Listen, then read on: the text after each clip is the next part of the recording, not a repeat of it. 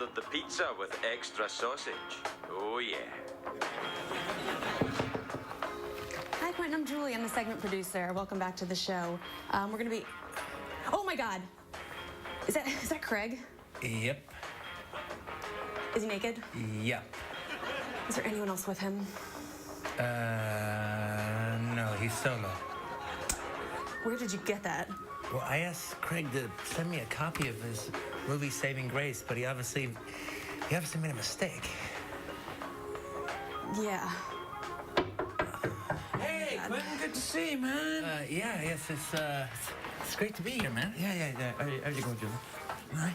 So, did you watch my movie? Yeah, Craig, I'm just gonna go out and say it. You sent me the wrong DVD. What do you mean? Which one did I send you? Like, it wasn't Saving Grace, okay? It was a sex tape. Yeah, that's the one. But don't call it a sex tape. It's an erotic journey. Like, it isn't a journey. It doesn't go anywhere. It's just a pizza with a hole cut in the middle with your wang poking through it. I think this just might be my masterpiece.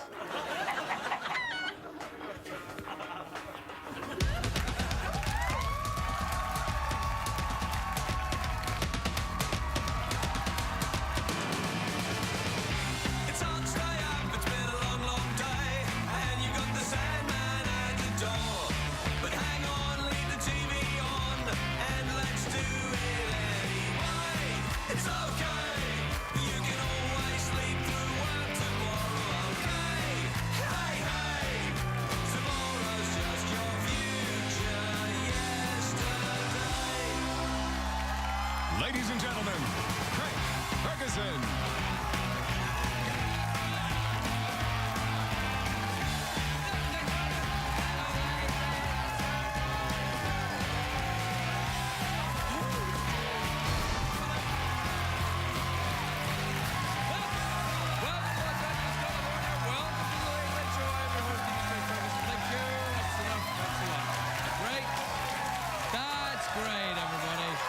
Thank you very much. Please sit down, relax. That's right. Honestly, really, that's enough. I know the warm-up comedian told you, please give your all because he's very bad, but really, you can relax. Sit down. Let the disappointment wash over you.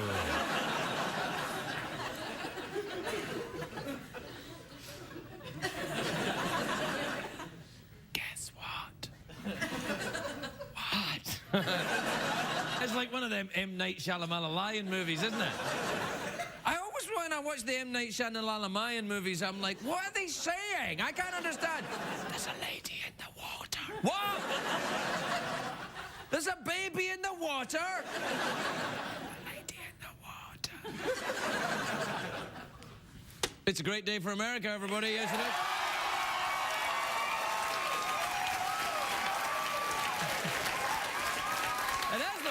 It's a great day for one particular area of America. It's a great day in Coney Island in New York, because in a kitchen, this is true, in a kitchen on Coney Island Boardwalk, someone found a 140-year-old hot dog.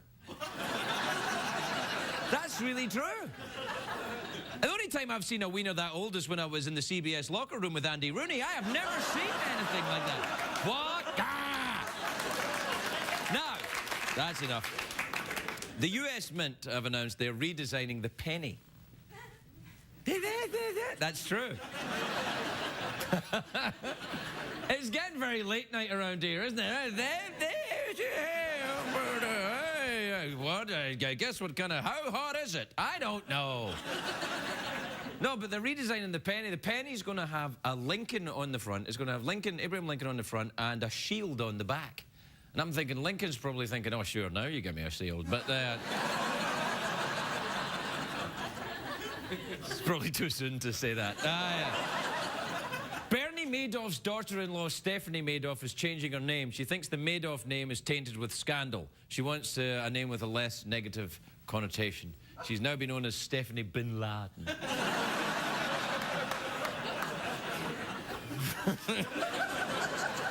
Hey, wait a minute. No, I'm just kidding. Now, here's what I want to talk to you about. It was on this day In 1852, John Kellogg was born. Now, who, I hear you ask, who is Kellogg? I'll tell you. He is the father of the breakfast cereal.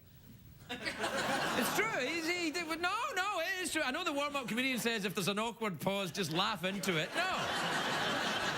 It's all right. This is true. He was the first guy to patent dry cereal, because wet cereals had been around for years before that, but they made all the boxes soggy and nasty and like me in the 1980s. But then let's have a dry cereal. We'll add the milk later. It's like it was a burst of genius that had never been seen before. He wasn't just a cereal maker, Kellogg. He was a well-respected doctor. He actually ran a sanitarium in Michigan, and he treated something, this is true, he used to treat something called genital hysteria. I think I might have had that. I think if genital hysteria is when someone points at your genitals and laughs hysterically, then it's definitely... Yep, I've had it. Anyway, and his sanitarium was on a tight budget, right? Much like this show. And one day, they had some oats that went stale in the kitchen, and they served them out to the patients, and the patients loved them. And patients in that sanitarium were notoriously tough food critics. They were like, oh yes, I may have genital hysteria. Ah, shut up, but I know about oats. Anyway, I was reading about John Kellogg today, and I learned he was a fierce advocate of abstinence. He spent much of his time, this is true, trying to cure the human sex drive. I'm thinking, does it really have to be cured? But John Kellogg thought so, and so he tried to cure it. It's actually a good thing that Lucky Charms wasn't a Kellogg cereal. Because it would have had the pink hearts and yellow moons and blue balls, right? But people in LA don't eat cereal. People don't. It's like some of those cereals have sugar in them, and sugar is bad for you. People don't like sugar in LA. It's perfectly acceptable to inject botulism into your face, but no sugar. That's what Botox is. It stands for botulism toxic or something. It's a very harmful virus, and you tell Botox users that, and they're shocked. At least I think they're shocked. It's very hard to tell. They're like, what did you say?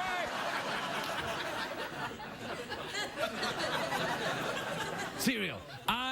Growing up, I didn't eat much cereal because my family weren't wealthy. We didn't have Fruity Pebbles. We had actual pebbles.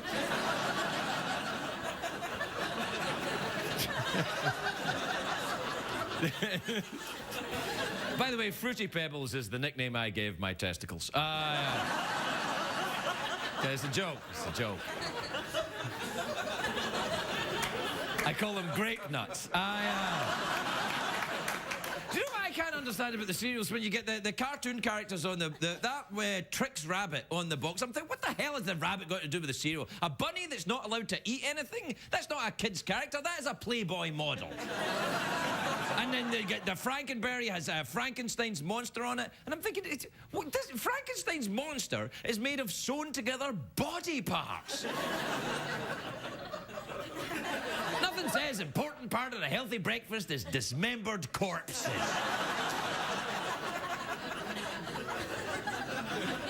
Anyway, I don't eat these sugary cereals now. I'm an adult. I only eat sophisticated adult breakfast foods like the Rudy Tooty Fresh and Fruity. You know, when you get older, you have to be careful about what cereals you eat. You've got to keep everything, you know, moving.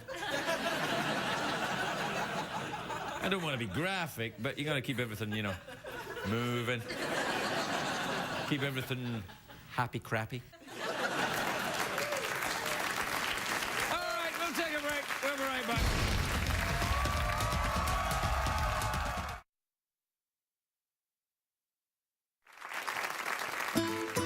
And now, Craig's Spanish word of the day. Today's word is homenaje. Homenaje.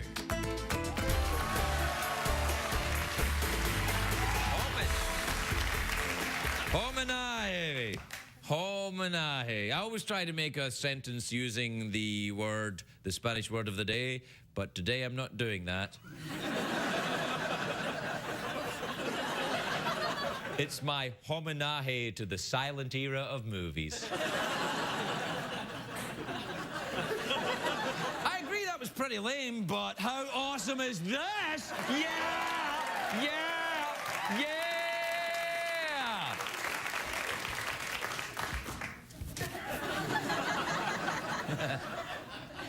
Do you know what I was talking about the cereal? The times that I've really enjoyed cereal in my life usually was when, you know, I was... Yeah. I don't do that anymore, but, you know, I still have cereal occasionally, but once I was eating, I had, you know, enjoyed a herbal cigarette with my roommate, and we were thinking about how all we had to eat in the house because we'd spent all our money on herbal cigarettes. So, but what we did, the only thing we had in the house was a giant, you know, these big, giant, like, huge boxes of cornflakes, like the really big ones that you can fit a house in, right? So we had one of those, and we had a couple of gallons of milk. So we put a basin down in the middle of the, like a big basin in the middle of the, between the two seats that we still had left because we'd sold the rest of the furniture for herbal cigarettes, and we put the basin down and we filled it with the cornflakes and milk. It was like this giant. Now don't try this at home, kids. It's awesome. So we filled this giant basin full of cornflakes and then filled it up with the milk, and we were just sitting back in the wonder of it was like a tasty volcano. By the way, Tasty Volcano is the name I used to dance under. Anyway, gentlemen, please welcome Tasty Volcano, Black Velvet. Anyway, some of you may remember Tasty Volcano. That was me. Anyway, we built this giant thing, and then we started, you know, we sat for a bit, and then we started eating it. We had a spoon each, and we were eating it. And then suddenly we noticed a wasp in the middle of the... Yeah, and I'm not talking about a guy from Connecticut going, I say Murphy, or anything like that. Like, a giant, creepy... Now, you think of how stoned you have to be to, first of all, think that it's a good idea to have a basin full of cornflakes. But then when you find the wasp, and you're like, ah! Ah!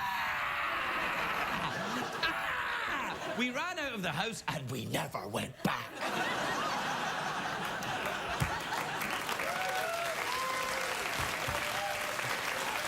And to this day, on a dark night, when folks walk by that house, they can still hear the cornflakes.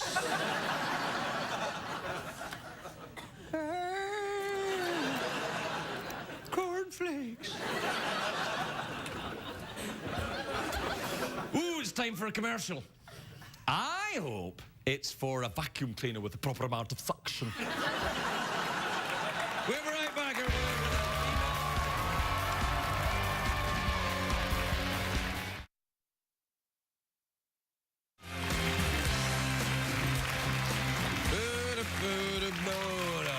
Welcome back, everybody. It's time for the email and the Twitters. Play the jingle. Twitter. Tweeting. Ephemeral. Fleeting. Flugenweb. Base code. Twit zone. Ask mode. Checks the tweets. Und also emails. There you go. And also emails. Alrighty, let's see what do you get. Let's see, here's an email from Sherry in Chandler in Arizona. She says, hi Craig, why do guys always have to rub their faces after they shave? Do they not know what it feels like from the day before? You know what, first of all, Sherry, I think you have to lighten the up. I mean, really. Like, what? Lighten up. Let it go. You're getting to it. The details of life, you're becoming Proustian with all this stuff. Let it go. Anyway, it's not just rub your face. Whenever I shave anything, I rub it.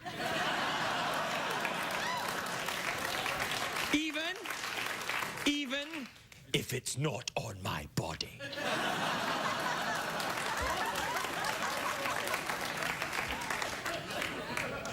Censor that, you bastard. All right. This is from Tanya in St Andrews in Scotland.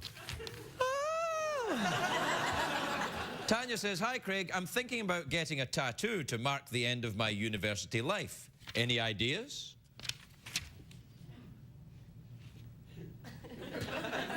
Yeah. What you probably want to do is around the small of your back here, get something like, you know, something with little swirls and stuff. The little tramp stamp at the back there. That'll make everybody think that you spent a lot of money on your education. Nothing says university education like a little tattoo at the back there. You gotta get, now, listen, I love tattoos. Don't get me wrong. I got 3. I got one here, I got one here, I got one here, and I'm going to get more. But there's certain places in your body you got to be careful when you get the tattoo. You get a tattoo back there, says a certain thing about you. Or the spider web on the neck. The spider web on the neck says, I don't want this job. That's what it says. So be careful.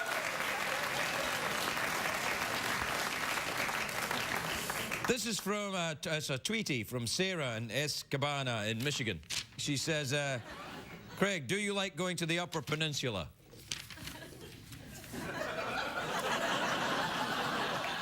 You're trying to elicit some kind of double entendre, aren't you? Yes, I do like going to the Upper Peninsula and the Lower Peninsula. That doesn't make any sense at all. You should just say a dirty word and then get on with it, shouldn't you? You just like penis. There you go, right? That's not a dirty word.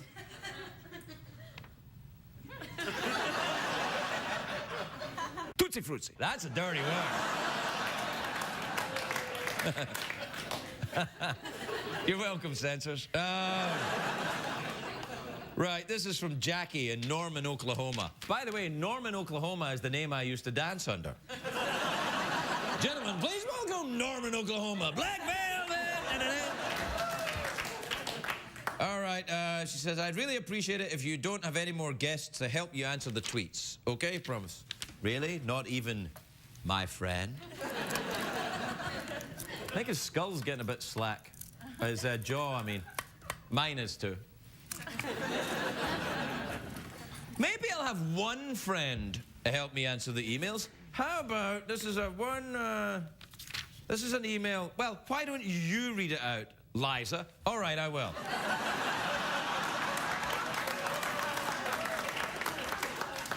This is from Matt in Portsmouth, Rhode Island. Hey, Craig, have you ever fallen in love with a girl over summer vacation? What happened? Thanks, Liza. Well, I have fallen in love with a girl over summer vacation, but I don't get summer vacations anymore, because this isn't, sitcom here.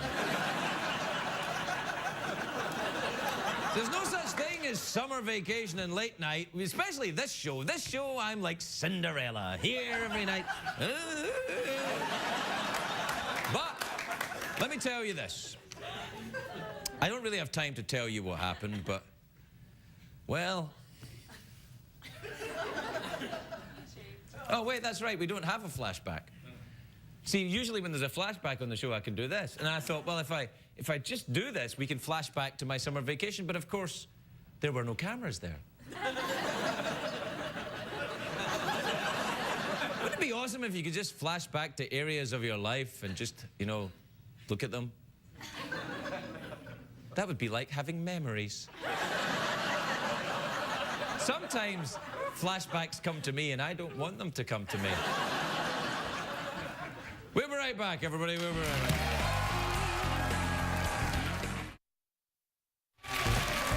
Welcome back, everybody. Welcome back.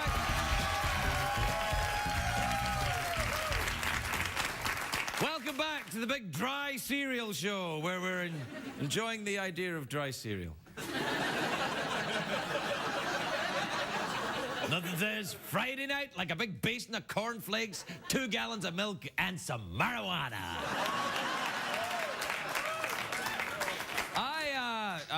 My first guest tonight, and when I say my guest, he is my guest. He's not anyone else's guest.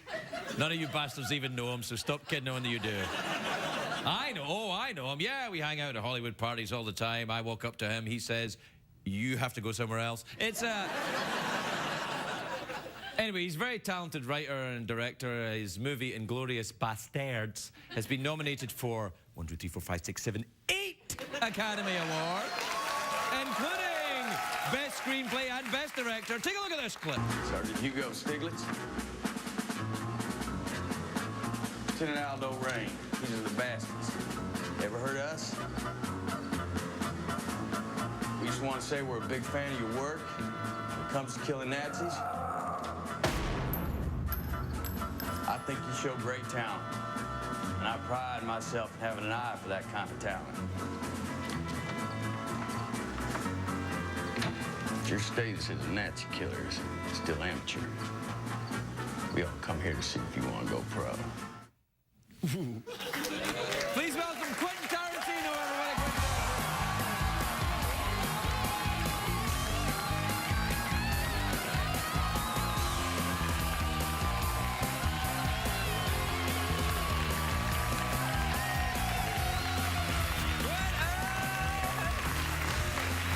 Hey, Quentin. Hey, man. Hey, listen, congratulations on the movie. It's spectacular. It's really a spectacular film. I thanks a really bunch. enjoyed it. Do you know, I thought it was a little bit, parts of it, and that particular little clip there. Do you remember these movies they used to make? I'm sure you do. The Wild Geese movies. Oh yeah, and all, no, totally. No, this was the starting off point on this movie was totally that kind of Guns of the Navarone, Where Right. Eagles Dare, Right, Wild all the- Geese, right. bunch of guys on a mission kind of film. But the thing was, they made so many of these, but the time that, like, Roger Moore was, like, these guys were in their Yeah, 70s right, going, yeah, right. it's time to kill some Nazis. Right, yeah, exactly.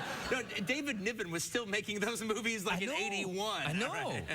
And so it was that was the jumping off point, was to make that kind of, and you can't go wrong killing Nazis. That's the way it goes. Yes, you can. You know, it's one of the few people that we actually Everybody we don't loves want to hear our- that. We don't want to hear their side. That's right, yeah.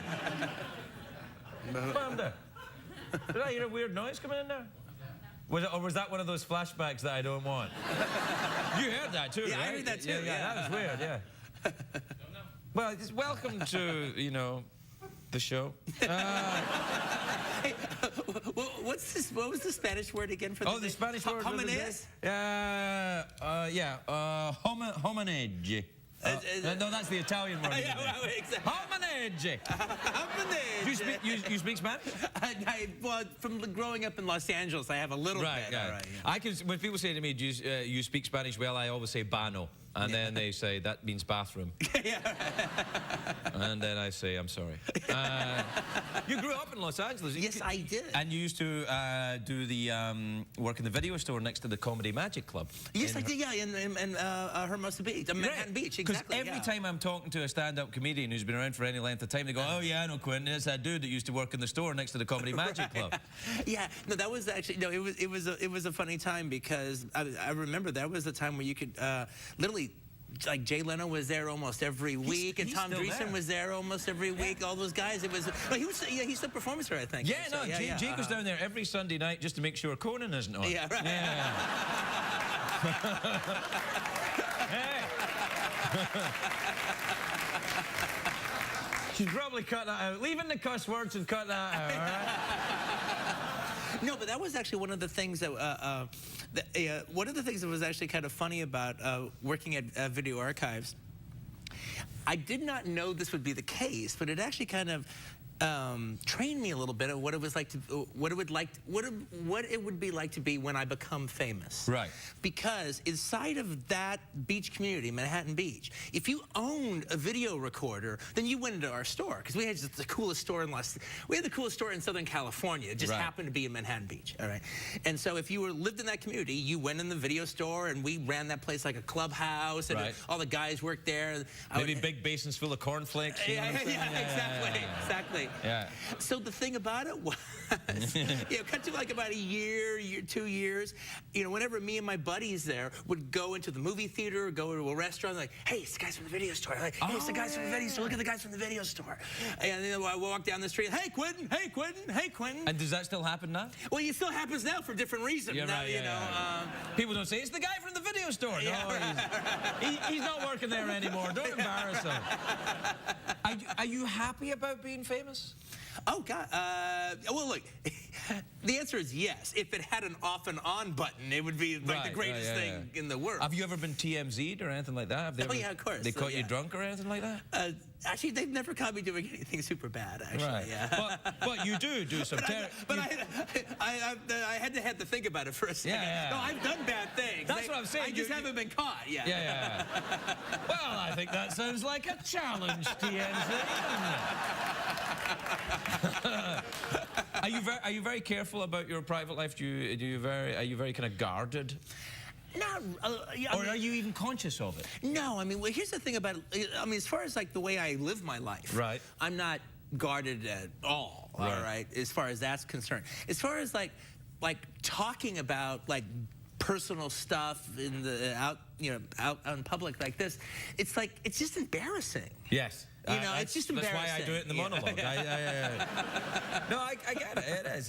It's uncomfortable. Do you use then in the writing and the directing of maybe a movie with, like Inglourious Bastards, right?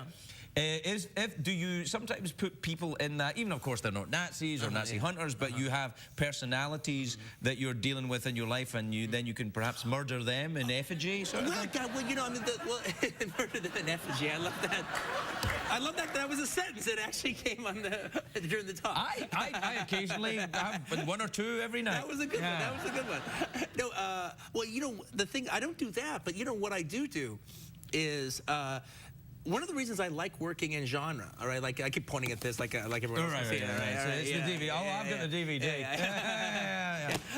But no, but actually the idea was pointing at this like war movie poster kind of thing. Right. If you're working in genre, whether it's Kill Bill or whether it's this or whatever, I like the fact that I get to deal very, very personally with my life, but I get to hide in plain sight because I'm burying it inside of genre. Right. You know, so it's like, I mean, if I'm not married, but like say I was writing this World War II movie, and all of a sudden I was going through a divorce with my wife. Right. That would be in the piece. Right. I mean, I don't know if it would be literally in the piece, but those feelings, whatever I was going through, would be in there. Right, if you knew me, you'd read it and say, oh, wow, okay, this is about Quentin.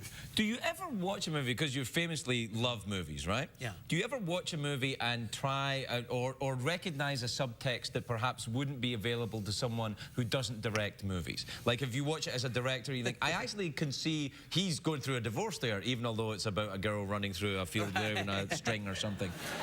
Well, the thing about it, you know, actually, it's interesting what you're saying, because you don't really have to be some movie expert to be able to play the subtext game. Right. You know, you can watch any movie, and it doesn't matter what the director was thinking or what the people making the movie was thinking. If you can make a case for it, you can lay in a subtext into a film. It can make it a much more enjoyable way to watch the film. Right. So by much like looking at a painting or gay subtext, for instance. Gay subtext always makes every movie better. Yeah. Every Western gets so much better when you lay a gay subtext in. All right. The Magnificent Seven. I see where you're going. What it's really about. Yeah. It was about 7 guys who just... Yeah, no, I don't know.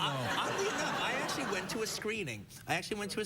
Of the Guns of the Navarone ones. Right. And Gregory Peck was there. And so was the director, J. Lee Thompson. He was still alive. Yeah. He was there too. And so they're talking about the movie, and then Gregory Peck says he went up to the director about into week 5 and said, I actually know now what this movie's about. And he goes, well, what do you mean? He goes, well, it's a bunch of love stories.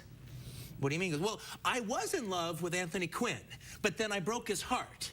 So now he's mad at me. And David Niven was in love with Anthony Quayle, but then Anthony Quayle gets killed. Anthony Quinn finds, I think it was Maria Callas or Irina Pappas, finds Irina Pappas, and I'm brokenhearted, but now me and David Niven get together at the end. This is making me very uncomfortable. This is making me very... And then J. Lee Thompson says, no, it's about a bunch of guys blowing up a cannon. Yeah, that is going to... I mean, there have been... There's my wife was a film student, and her professor in, I think it was NYU, said that Casablanca was a gay love story. And I'm thinking, he's clearly out of his mind. But he's teaching this to film students. Oh, about how Humphrey Bogart and Claude Rains fight each other. This is the beginning of a beautiful friendship. Well, I actually did an independent movie called Sleep With Me, where I give a subtextual reading of Top Gun. That I just say the whole movie is about a man's struggle with his homosexuality. Quentin.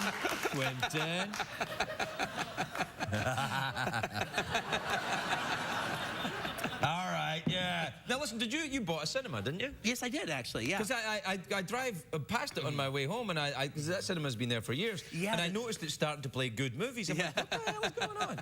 You bought a whole cinema? Yeah, it's the New Beverly. Yeah, it's a revival house. It shows double features, 35mm prints. Right. I think they opened up in '78, and I've been going there all through the '80s.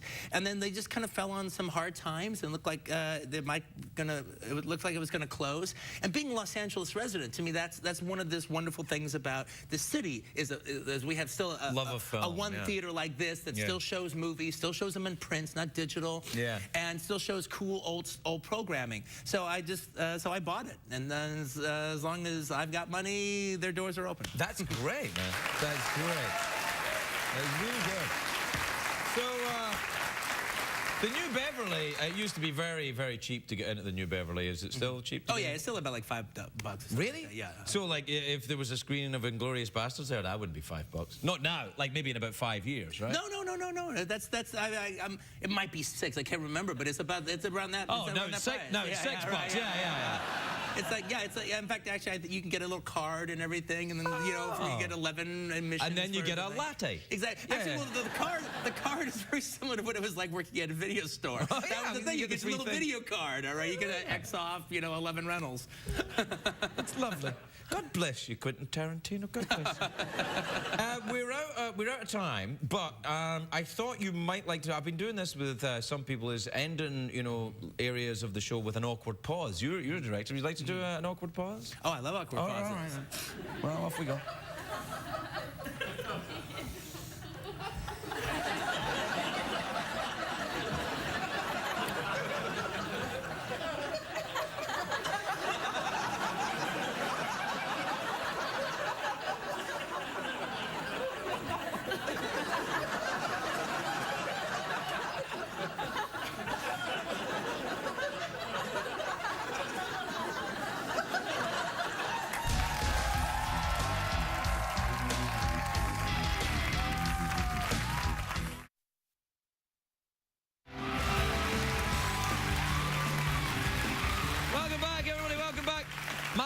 Guests are English folk rockers. Their new DVD. Yes, this is a DVD. I'm actually very small.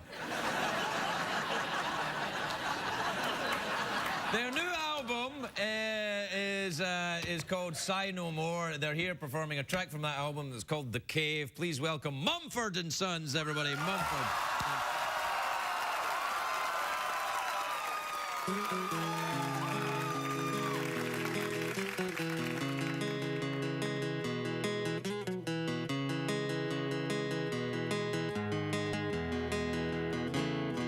It's empty in the valley of your heart. The sun, it rises slowly as you walk away from all the fears and all the faults you've left behind.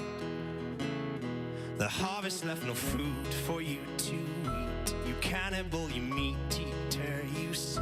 But I have seen the same. I know the shame in your defeat.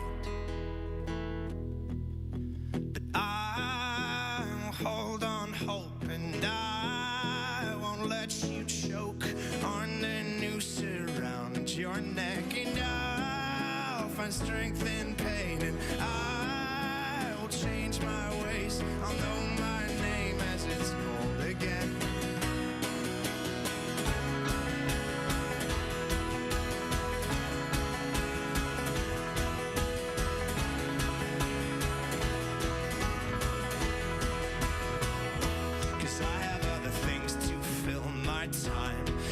What is yours and I'll take mine. Now let me add the truth which will refresh my broken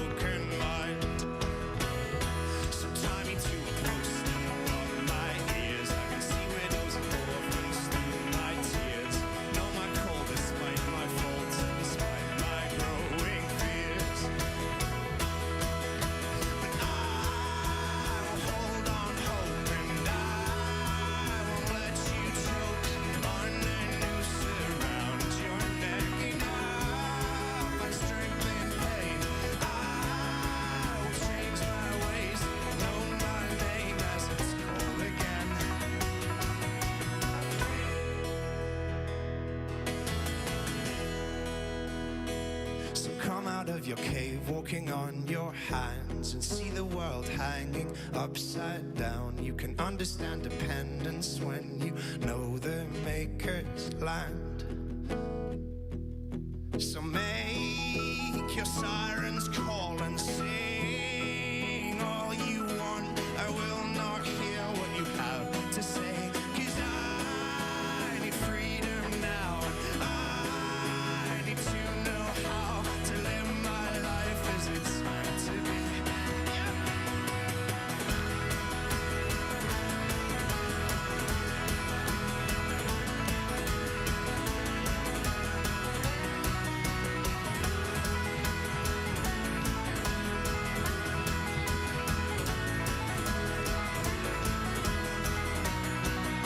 And I will hold on hope. I won't let you choke on the noose around your neck. Enough on strength and pain. I will change my ways, know my name as it's called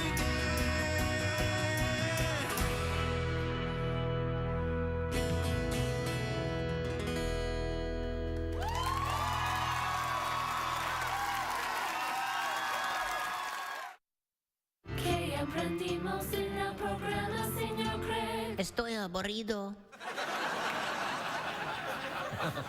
What'd that cat say? I am a burrito? That doesn't make sense. Should have said it was a cat. Perhaps it was a gay subtext. Well, we learned tonight that I have a weird thing with Liza Minnelli's head on it.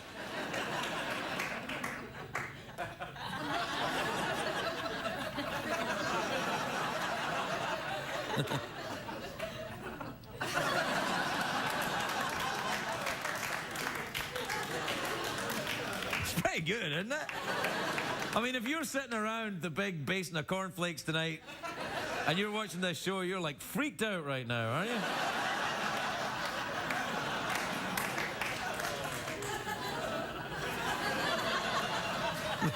The famous Minnelli hand move.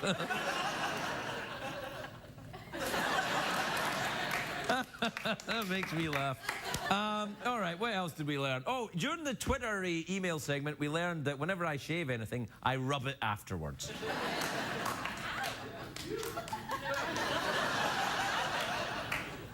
Sometimes I rub it before. Sometimes I rub it and I don't even shave it.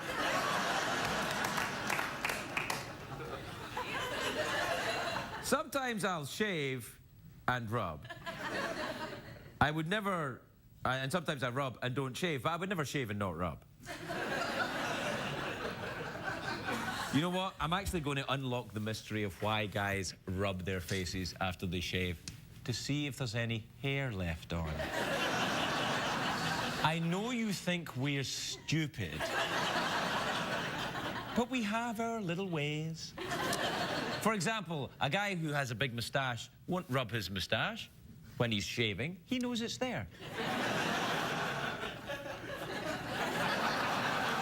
He'll just work his way around.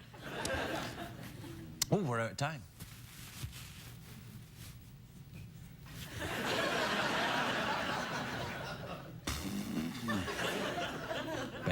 Better get the show wrapped up quickly then. Don't want to be going over. There's ShamWows to sell. If you clap, I can end the show on that. As long as you stay quiet, I can drive him crazy. All right, it's the end of the week. Good night, everybody. Good night.